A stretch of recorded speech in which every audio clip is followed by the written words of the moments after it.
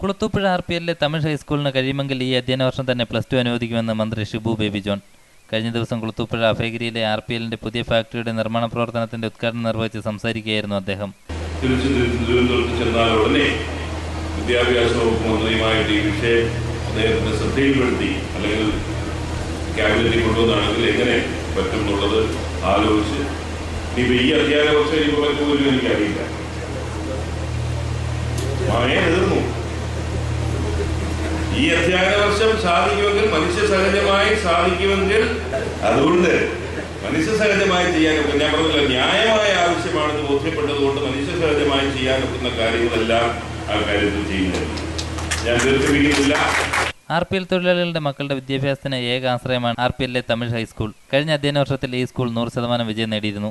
+2 ക്ലാസുകൾ തുടങ്ങാനുള്ള പ്രാഥമിക സൗകര്യങ്ങൾ ഇപ്പോൾ ഇവിടെ ഉള്ളതിനാൽ വിദ്യാഭ്യാസ മന്ത്രിയുമായി സംസാരിച്ച് ഈ വർഷം തന്നെ +2 അനുവദിക്കാൻ കഴിയുമെന്നും അദ്ദേഹം കൂട്ടിച്ചേർത്തു. ലൈവ് വാർത്ത, കുളത്തൂപ്പുഴ.